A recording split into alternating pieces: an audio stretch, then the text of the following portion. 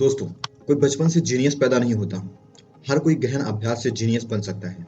मेरे पास ऐसे अनेकों उदाहरण हैं, जिनमें से एक है ब्रूस ली। ब्रूस ली को हम फिल्म स्टार, दार्शनिक और मार्शल आर्ट के सबसे कुशल खिलाड़ी के रूप में जानते हैं। वे एक जीनियस के रूप में पैदा नहीं हुए थे। ब्रूस ली के जन्म के कुछ दिन बाद ही उनके माता-पिता फ्रांसिस्को से हांगकांग चले गए। उनके आने के कुछ दिन बाद जापान ने हांगकांग पर कब्जा कर लिया। उनके पूरे चीनी नहीं होने के कारण कक्षा में उनका मजाक उड़ाया जाता। ली तनाव में रहते थे। फिर उन्होंने अपनी लड़ाई खुद लड़ने की ठानी।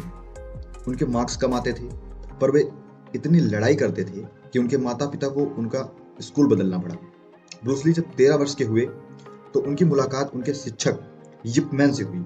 उन्होंने ली को विंग चुन सिखाया, जो कि मार्शल आर्ट यानी कि कुंफू का एक शैली है। यहाँ भी बाकी बच्चे उन्हें सताते थे, क्योंकि पूरी तरह से वो चीनी नहीं थे। ली को लगातार खुद को साबित करना था। उस समय हांगकांग में गैंग हिंसा बढ़ रही थी, इसलिए ली को और ज्यादा प्रैक्टिस के साथ खुद को मजबूत करना मजबूरी बन गया। एक बार ली की फाइट एक पुलिस अधिकारी के बेटे से हो गई, जिससे ली के माता पिता ने उन्हें अमेरिका भेज दिया। बस $100 के साथ ब्रूस ली अमेरिका के लिए निकल पड़े। वहां उन्होंने बहुत से काम किए, बर्तन धोए, लकड़ी काटे, फिर वो मार्शल आर्ट सिखाने लगे। जब वे हांगकांग में थे तो उन्होंने डांस सीखा था।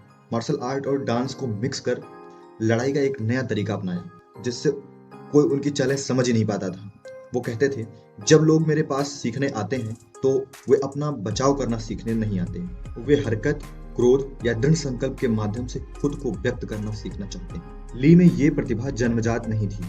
निरंतर अभ्यास के द्वारा वो जीनियस बन गए। जीनियस पैदा नहीं होते, उन्हें निरंतर अभ्यास के द्वारा बनाया जाता है। ब्रूस ली जीरो से हीरो बनने की कहानी आपको कैसी लगी, हमें कमेंट बॉक्स में जरूर बताइए।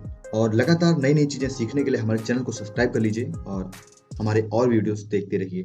अपना और अपनों का ख्याल रखिएगा। धन्यवाद।